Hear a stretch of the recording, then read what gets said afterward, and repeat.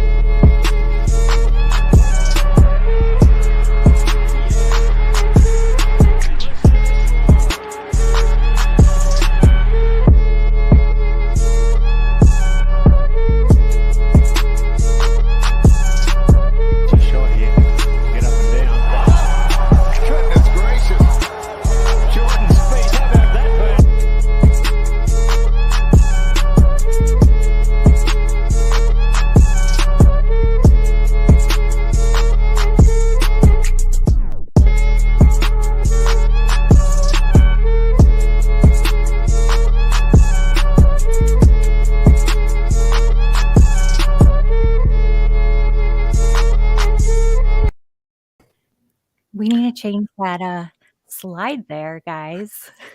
Yes, we do. But for now, it's going to be awesome because we got Kelly hosting the show now. And now we got somebody full-time that I can make fun of even more than Nate. I didn't even think it was possible, but here we go. Here we go. It's Nolans. Coming out hot, yelling. Just yelling. Yeah. Nolans. Nolans. Just straight fire, Bo. New Orleans. Nolans. New Orleans. And you got to put butter on it. Everything's better with butter. True. Well, welcome, Kelly. We're excited to have you. This is really, really cool. It's a nice change. Not that I don't love staring at Nate's goofy ass, but I don't.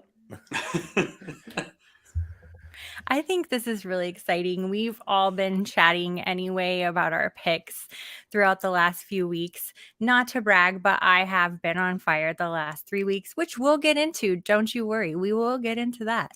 Sounds like you're bragging. I am bragging, and that's okay. We are making a cocktail like we do every show, but I am not partaking because I had one too many cocktails last night. So I have cherry Coke.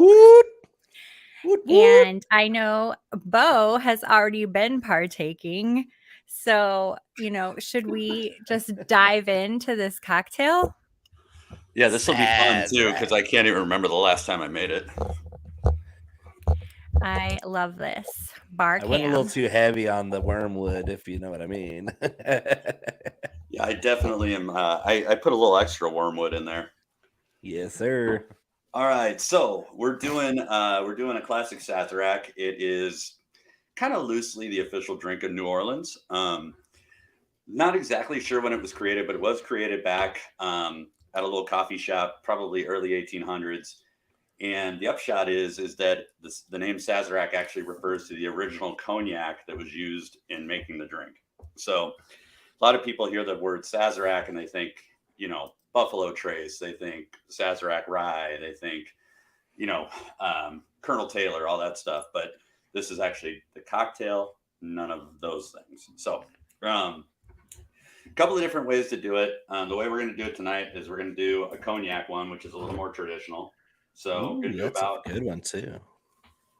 Look at Connor with the fancy cognac. That one's in the glass case at the supermarket. A little Douce. Douce. So we're going to do about 1.5 ounces of that.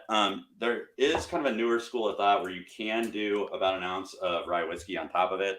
Like I said, we're going to be pretty traditional tonight. Amongst the many things that we can't get at the supermarket right now, unfortunately, are sugar cubes. So we will be using little your supermarket slacking. Dude, I couldn't believe it. Like, of all the things, we can't get can't get sugar cubes. I just got way too many. The one box of C&H sugar cubes is $5, but it's 252 sugar cubes. I guess I better get to mixing some cocktails because that's the only thing I'm using it for. So on your absinthe that you're going to add in here, and this is not the kind that's going to make you trip, but you can be as heavy or as light-handed as you want with it. I'm not a huge fan of licorice, so I tend to go a little bit lighter with it. And typically you are going to want to mix that just kind of with in a separate glass with a little bit of ice just to get it chilled. And then over here on our cognac glass, we're just going to add a couple dashes of bitters. I'm using burlesque bitters from Bitterman's. These are going to be imparted a little bit of vanilla, a little bit of spice. Those are those cabaret bitters. Go-go dancing bitters. So yeah, it's going to have a little bit of rye note to it too. So you're going to get a little bit of spice that pairs really nice with the absinthe. We're just letting everything chill out for a sec. So you're going to take your absinthe. Once it's chilled out, we're going to just add it to our other cocktail. It's got this kind of nice cream color to it that you can see there. Now we got our glass nice and chilled. We're going to give this guy just a couple more stirs, get everything incorporated. Then we're going to strain this guy into a fresh glass. Like so. The chilled glass. Nice chilled glass. Yep. This is me chatting with myself, Connor. A little bit of a lemon peel, a little bit of zest in there. Yeah, we got to spritz those oils. And there you go. There you have it. Cheers, sir. Really, mine really is tasty. A little different. You want me to break down mine? I went non-traditional because I'm not a Sazerac fan, so I made it how I would like it. It's not entirely different, but I had to shout out the absinthe I'm using is St. George absinthe from Alameda, California, which is where NorCal, of course. St. George absinthe from Alameda, California in NorCal. That is why I got it. It was great value for that bottle of absinthe there. And I use Sazerac rye because I don't like cognac that much. And so Sazerac with Sazerac, of course, it's the same name, but other than that, you can't really find much parallel between the two things. And then I threw the glass in the freezer first to pre-chill it. And then I just put about a half a teaspoon of absinthe in there and then just coated the glass with it. And then I poured my drink on top of that. And I use Angostura bitters because the other bitters I had weren't going to work too well with it. No, and the original stuff calls for the I'm going to butcher the name, but it's like Pacquiao or Pecad. Pecad, yeah. Which if you can find them, snag them. But middle of nowhere, South Dakota, we don't have them. Angostura works just fine. Or I have blackstrap bitters that would have worked. I have orange bitters, but orange bitters don't really work with the lemon that we're putting in here. And if you do this right, the way that absinthe and the lemon peel mix together, God, it's like a really, really clean lemon taste that kind of finishes on the backside of this. Yeah, drink. And this is a strong cocktail because the recipe that I'm using uses 3 ounces of liquor, not just 2. And so you're doing a little bit of absinthe and then 3 ounces of liquor and then just a little bit of flavoring. This is a very delicious but very sneaky cocktail as I start to go through the show with my diction slacking.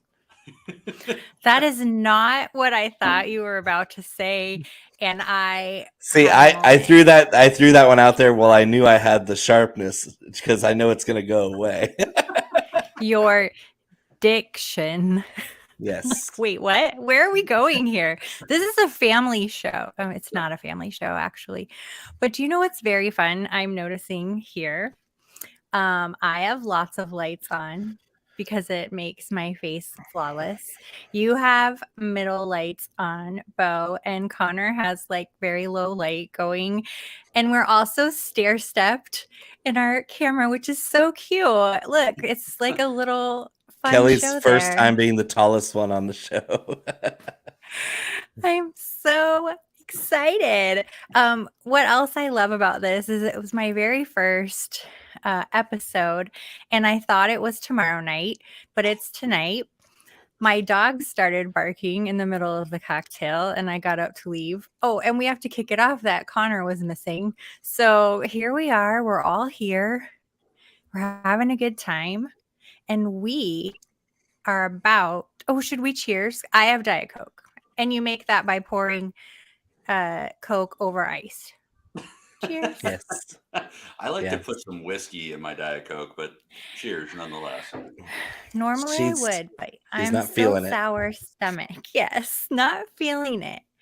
But that's okay. We now are going to do something that we don't always do on this show, but I really wanted to do today, which is to spin it back.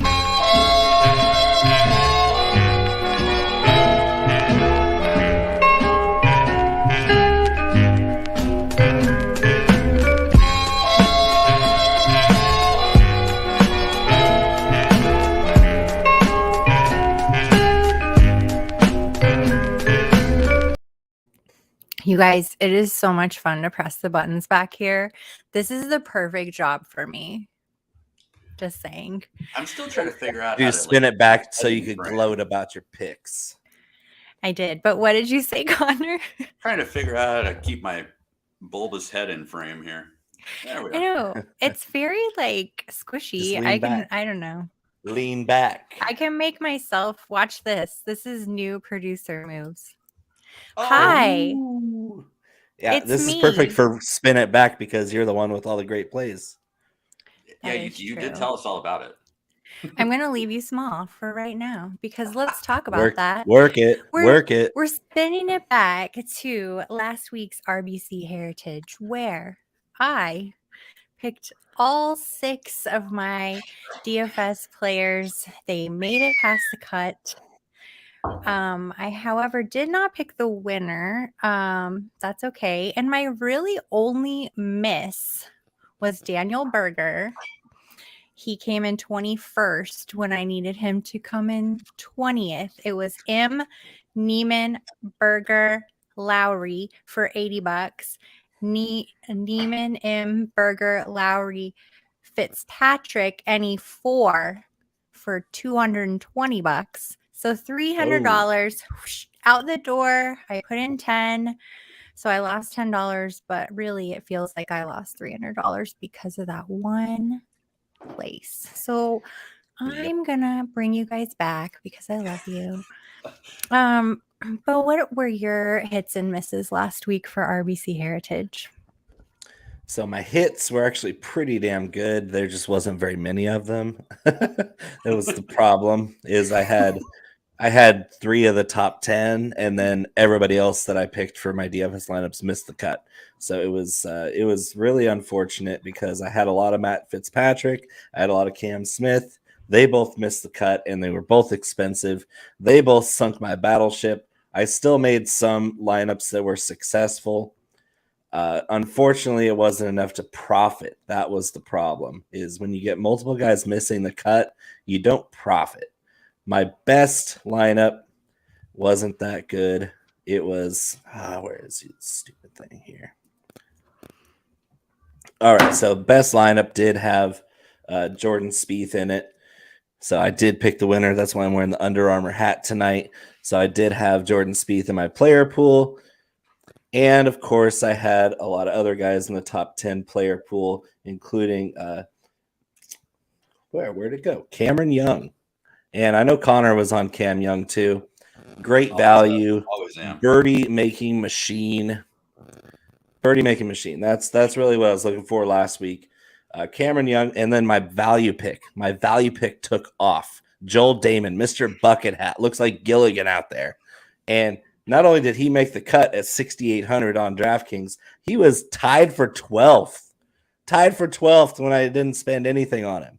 Mr. Bucket Hat, Joel Damon, I tip my Under Armour Jordan Spieth cap to you, sir. I think it's really important to call out the wonderful quote that you've given us, which I think we're going to have to make like a weekly appearance. I had a lot of great hits, just not that many. Not as many as I needed. He's going to stay up there until we have something better to say. Oh, God. It's going to be a while. Yeah. No, I was all over Shane Lowry, and I really thought that this was his week. And I thought he was going to do it until kind of near the end. Should have been. Yep. He blew it. I actually was all over Sepp Straka. Another great, yeah. Well, you give me a hard time about Straka all the time, but I play him a lot, pretty frequently. But then my not so great, I was all over Fitzpatrick, a lot of lineups. I had a bunch of Davis Riley, who we all know is my guilty pleasure. Spoiler alert, I'll be playing him again this week. How did Hoagie do? I didn't play him. What? Right. You always play Hoagie. That's right. Davis Riley, he's my new dude. I was super excited because I got to play Cooch, and that happens to be my favorite golfer, although he's not in his prime necessarily anymore, but he does love that course. And it was so exciting for me because he has these like warm, kind eyes. And I'm just like, oh, you're so cute. Look at you. She's got the hard-hitting analysis. He's got warm, kind eyes. Therefore, he's a play. And he actually was a good play. He looks like he'd be a gentle lover. Yes.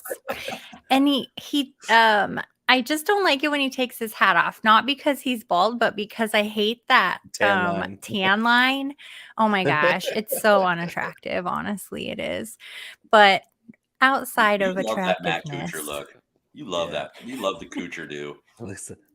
I do Two-Tone. love the do. I like the beard and the bald head. I'm not gonna lie. It's a thing for me. So you like Stuart Sink too. Stuart Sink was the defending champion, and he's got the same look going. And he's the worst tan line. Yeah, he followed through with another good performance here. So Stuart Sink was a really nice play at his value, and for some reason, as the defending champion of the event, didn't get a lot of ownership. That was incredible. So I was taking all that value. I just want to call out Royal Slate is in the chat. It's been sitting up here, but Bo's quote needs to be on a shirt. I've had a lot of great hits, but just not that many. So we need to like capitalize on that for sure. Yeah, that was like really fun, you guys. Somebody write that down. I'm the next Yogi Berra, apparently. Yogi 60% Bear. of the time, it works every time.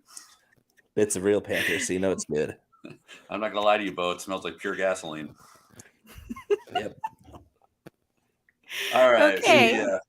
We're moving on. We are moving on because it is time for No Trunk Slams, where we talk about our picks for this week, our DFS lineup potential. And I'm saying potential because I am just going to be honest with everybody. I don't really know what I'm planning to do quite yet. So I'm putting it on my co-hosts to fill in the blanks. I have, a couple of faves, but one particular pairing we can talk about, and then we're going to talk some tournament history, some tournament backstory, and how the format for this team event works. So No Trunk Slams, we're moving on.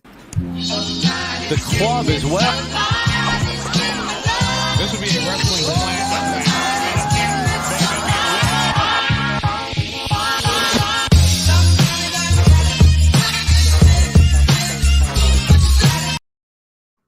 That's my very favorite. I love that Yeah. one. The one with Goldberg throwing the guy into the lake is the best. That's so great. We have Joey saying, hi. "Oh, hi. Oh, hi. Oh, Oh, hi, Joey." hello. Hey, we are for Joey. We are an anti-squirrel show, so he'll like that. Okay. All right, so this before- is well, the Zurich Classic of Nolans, and Connor was very timid to put the course layout and everything on paper here. This is at PPC Louisiana in Avondale, Louisiana. Avondale, very very high class place down there in Nolans. It's a par 72, so you know have a bombers kind of course. 7,425 yards. That's pretty much middle of the road, kind of on the longer side, maybe. But for par 72, these guys are going to be going low. And it is a unique format where there's 80 pairs that are going to be doing 2-ball stroke play. And that is very unique for the PGA Tour, where you have these guys that are partnering up to take on this course and trying to go super low. We're talking crazy scoring. And on DraftKings, you can't pick 2 guys from the same team. You just have to pick a team. And that's kind of where we're at. Is you got to pick 6 pairs. I would I was talking to Connor about this a little bit earlier on how to present this format. Connor, could you just expound on that a little bit more? Like, how does this play out? Yeah, so essentially, like Bo's correct. Like especially for DFS purposes, the way it's going to go is, let's just use Victor Hovland and Colin Morikawa as an example. They're both going to be priced at $10,700 in DraftKings. It does not matter which one of them you click to put into your lineup. You're getting credit for what they do as a team. So in a deeper example, if Victor Hovland goes out and has 9 birdies and Morikawa has 9 double bogeys, they still would have the credit for the 9 birdies versus the double bogeys. So it ends up being best score. Both players get the same amount of points. Doesn't matter who you plug in, same price. Yeah, it's like doing an entire tournament with the same format as day 2 of the Ryder Cup. Mm-hmm. It's 4-ball. They're playing best ball on each hole, so it's kind of cool. And I think strategically, though, where it does get a little bit trickier than some of the other events that have team play is when you get into the alternate shot. So you're going to have alternate shot on Friday and Sunday. And I think there are certain teams that present a value there where they have complementary skill sets. And then there's other teams that are just steady Eddie consistent where that also works. But then you've got some really volatile pairs that, quite frankly, I don't know that you want to mess around with too much. So I'm messing with all those volatile pairs because those are my DFS leverage plays. My goodness.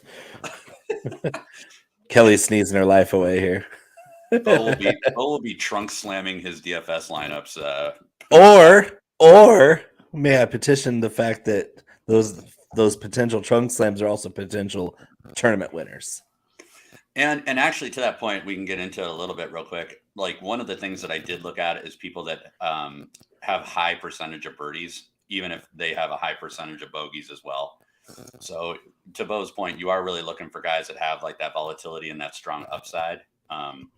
Harold Varner is a guy, just as an example, that jumps right off the top, where he could shoot 9 birdies in a round, or he could shoot 9 triple bogeys in a round. I mean, you don't know what you're going to get, but that's the volatility you're looking for. Volatility. Yep. Volatile. Well, undulating.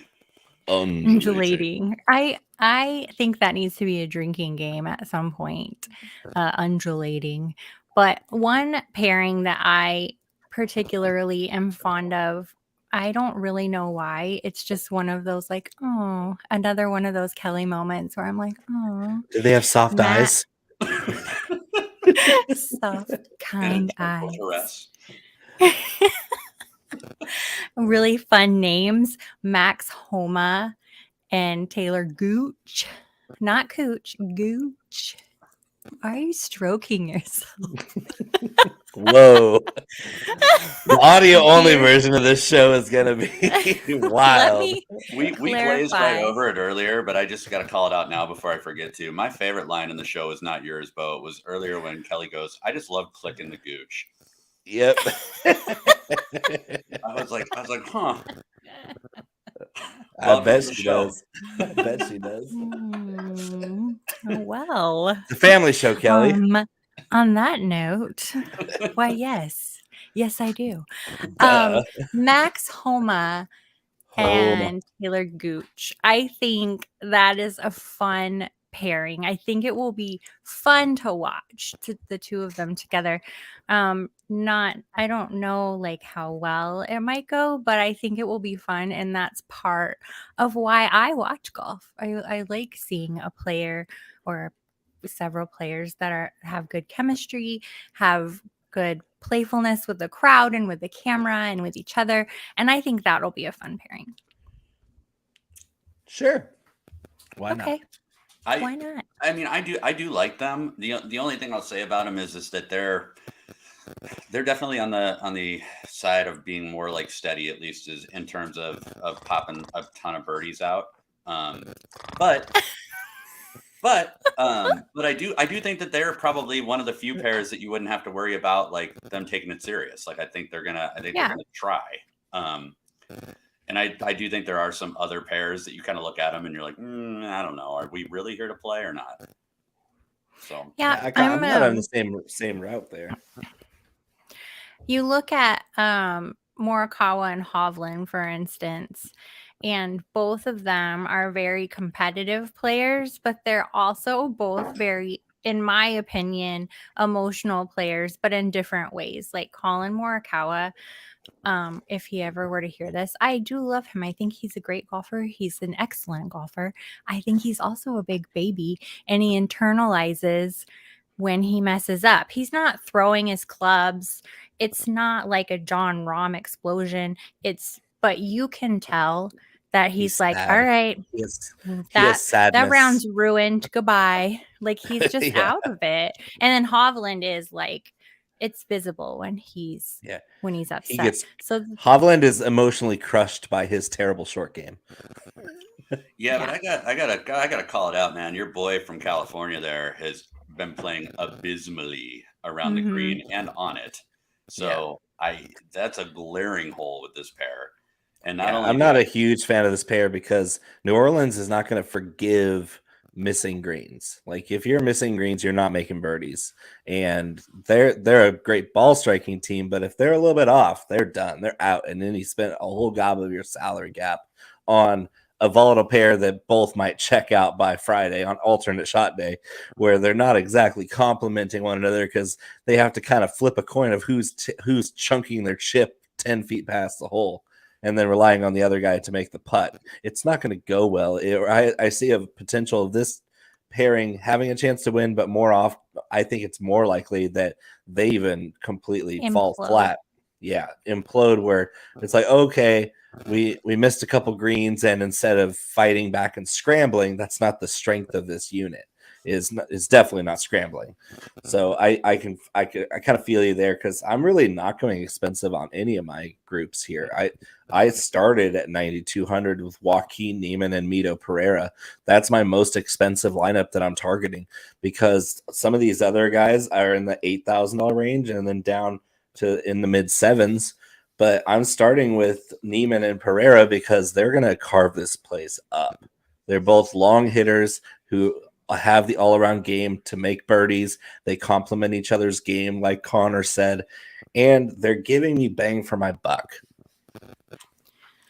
I think, what do you guys think about Serge Dog and Tommy Fleetwood? Like, I'm super stoked. I think that will be really okay. Why don't you think that'll be good? Because this is the match play vibe, and they've done well together already. And but it's so yeah, it Stroke does have play. a similar vibe, and like I'm with you in the regard that like maybe that caters a little more towards their whole attitude and vibe about a tournament. However, it's not a match play. Like and Sergio's a lone wolf. That's why he does so well in match play. Sergio in stroke play is almost useless on this type of course. You think the short game for Colin Morikawa is rough?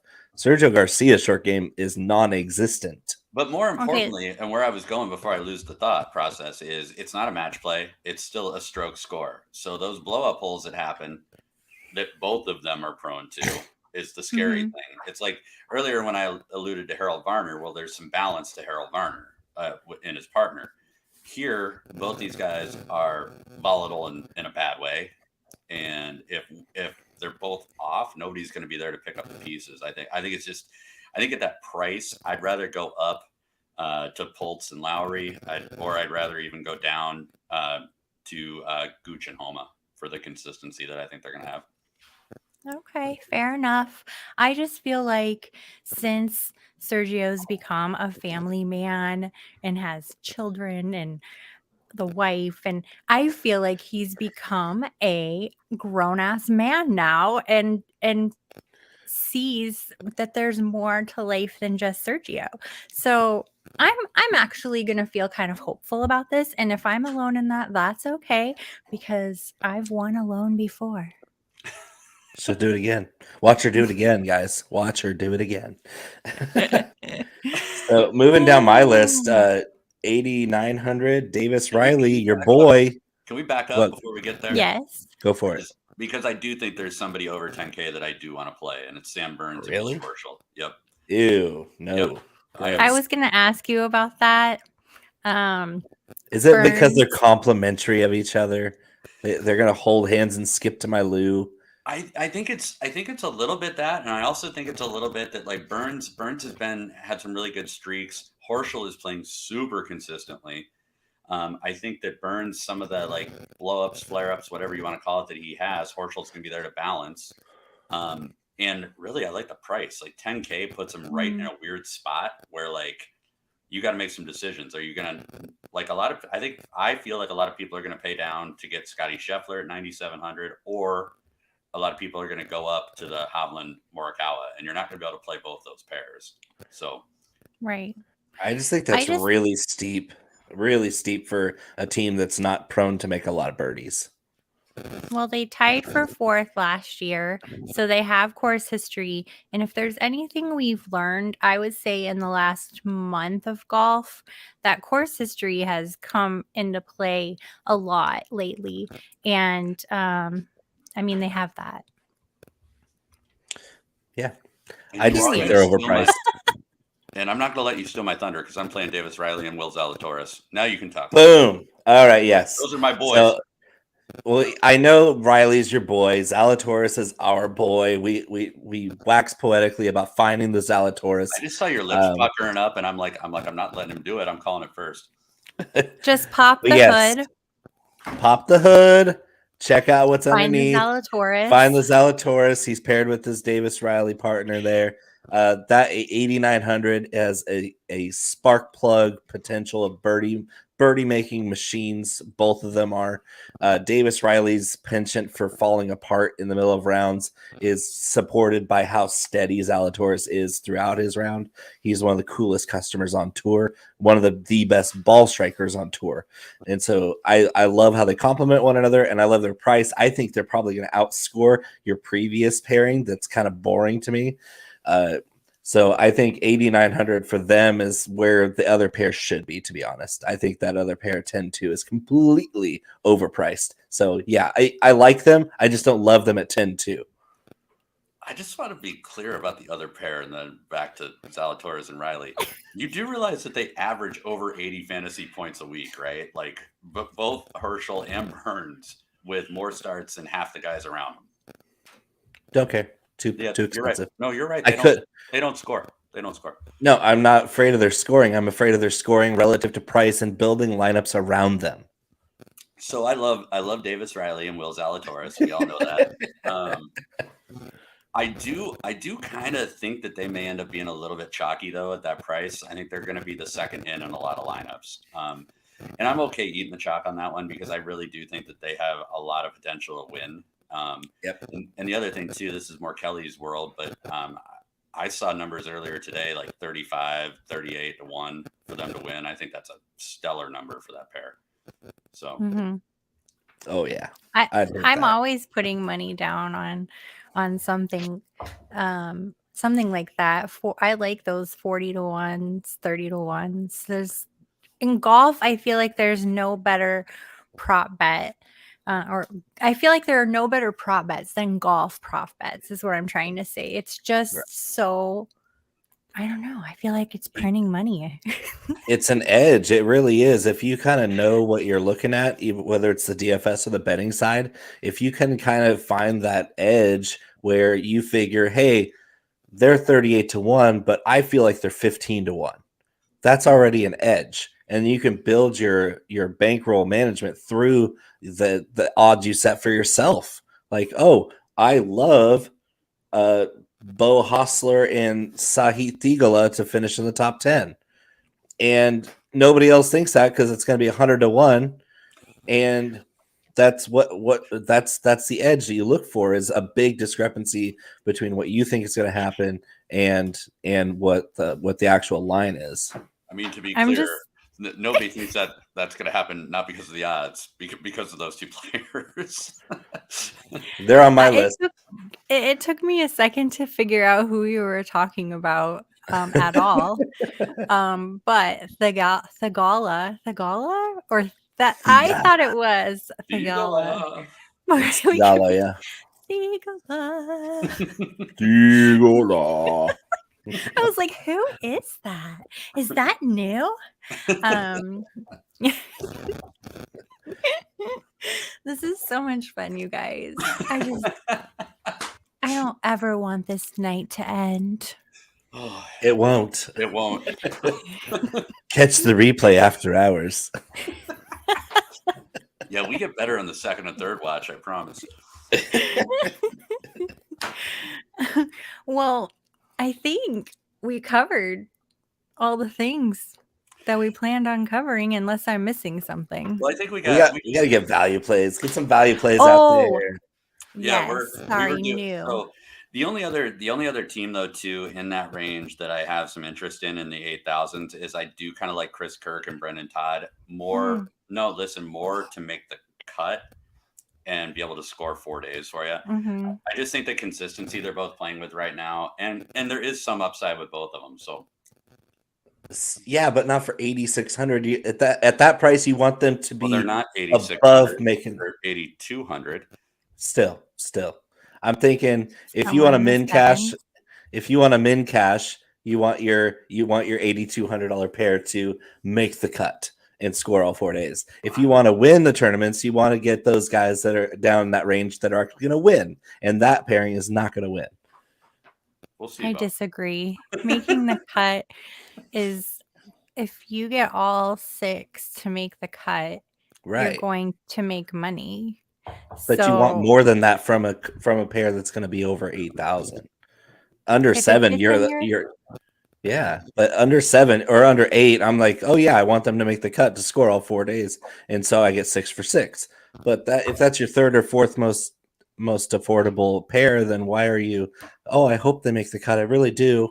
It's just not. It's not contingent on you. I want to win the tournament. I don't just want to make the cut and get my money back and maybe double it. I want to win the top prize. Right. Like, yeah, and I hear what in DFS, you're saying, I want to win the whole thing.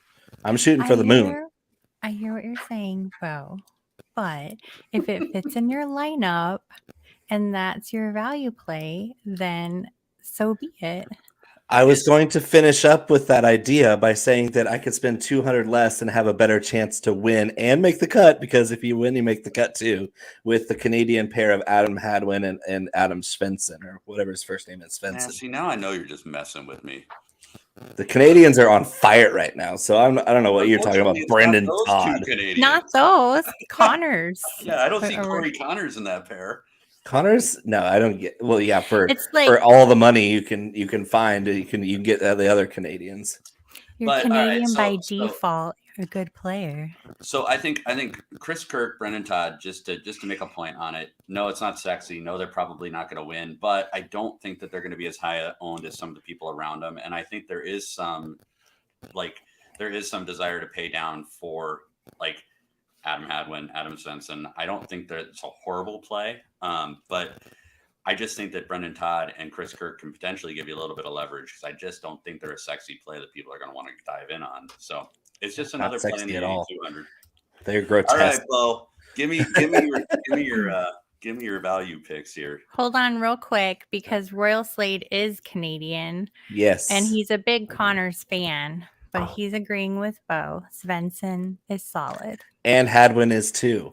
Like we're spending Don't- 200 less to have a much better chance of making the cut and winning than Brendan Todd and Chris Kirk. Give me a freaking break here. Where are we? Are we trying to win anything? Chris Kirk never wins anything. And Brendan Todd, I don't even know who the hell that is. I played him every once in a while because the metrics look good, but Brendan Todd is nothing. Well, So Adam Hadwin is a streaky ass player. He was Good. trending the right way. He was trending the right way. Then he's fell out of the top 10 this week. He's finished at 26th. And before that, he had a stellar run of finishing no better than 26 in the previous 10 starts he had. I'm just saying, like, Hadwin's one of those guys that you strike while the iron is hot. You should have played him last week. I don't think he's going to hit this week. I don't think they have the chops to win the tournament either. Him and Svensson are both bombers, though. And 7,400 yards, par 72 means bombers are favored. You're going to be wanting to make birdies on these par fives. And I don't think your Chris Kirk, Brendan Todd guys are going to be making any birdies on. And they're making eagles for sure. Like neither of these. I bet $50 you could outdrive Adam Hadwin. Maybe. I could outdrive most of these guys, to be honest, but I'm trying a lot harder to drive it far than they are. As entertaining as this debate. boys. My value play that you're trying to get out of me is Joseph Bramlett and Mav McNeely at 77. I know you agree with me on that one because Mav's our boy. And Bramlett's a freaking bomber. Give me the Bramlett bomber and Mav McNeely at 7,700. I don't care how chalky they are. 7,700 is a screaming deal because these boys are going to be making birdies coming out their ears. I just like to say Maverick. Maverick and Bramlett bomber in Nolans. Take my breath away. Wow. So Talk to me, Goose. Are we here? Talk to me, Gooch.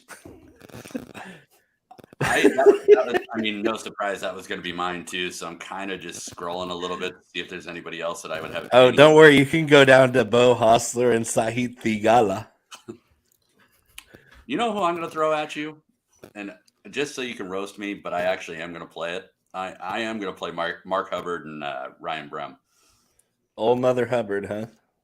He doesn't usually fail me. If memory serves me right, he has done well at this event, decently well. And Brem actually was on a little bit of a run for a minute too. He's got two top tens. He's made 6 of 9 cuts. Not horrible. So I think at 6,600, that's not a horrible one. But I also don't think you need to get that low either, especially if you're starting the nines. Like I don't think you need to be sub 6. What's crazy is how many value plays there really are. There's like a cluster of guys at 10 down to 9 and 8, and then there's half of the field is under 7,500. So you could pretty much throw a dart on half of these value plays and find out which ones hit just on Sunday, because we're talking tons of these pairs are so cheap, and none of them are much to write home about.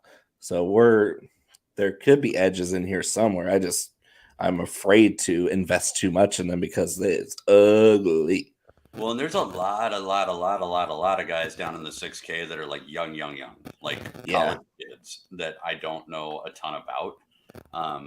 So later in the Hubbard and Brem at 66 is a little too low for even me. I want to. I like Kevin Chappell and James Hahn maybe for me, but.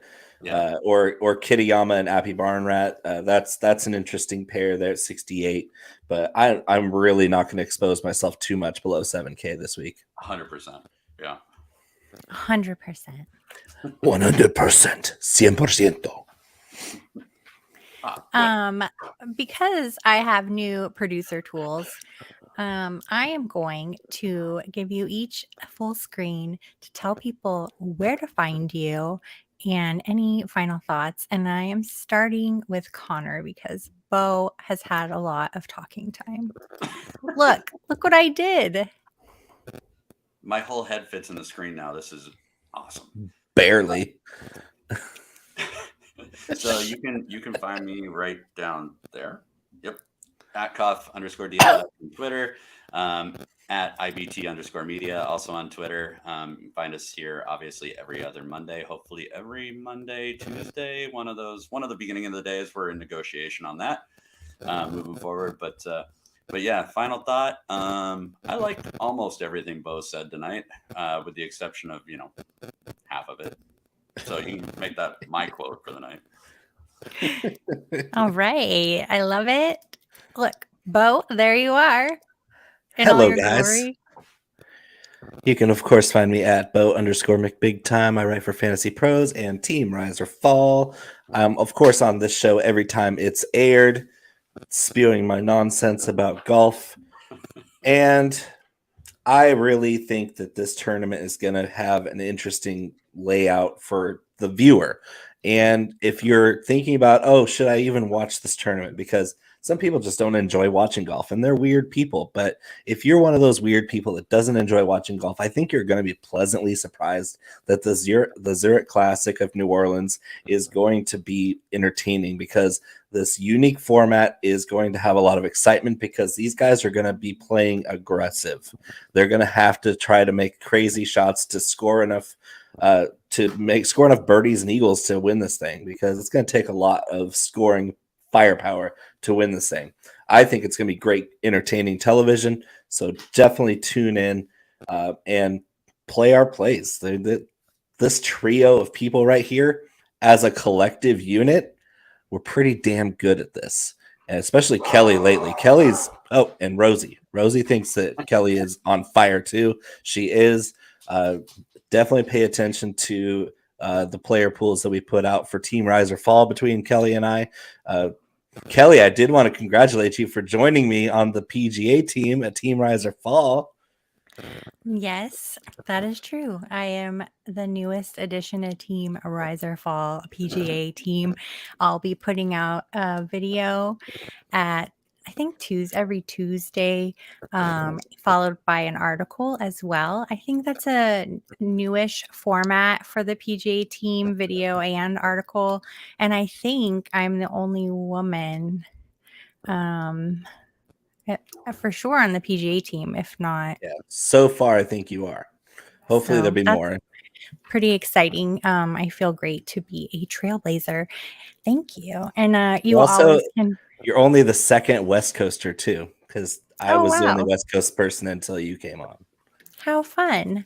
Well, you can also find me here with these guys on the 19th hole, IBT Media, where I also do, it's like a monthly column about life, not about sports, about things in general that people might deal with, like mental health. My last post was about being a survivor of sexual assault, which was a really big deal to me. So check us out at inbetweenmedia.com and find our things. So yeah, on behalf of all of us, Bo, Connor, and me, please like, subscribe, find us on Twitter, yell at us, whatever you want to do. We love it. Thank you guys so much for this first episode. It was great. And I'm going to peace us out now.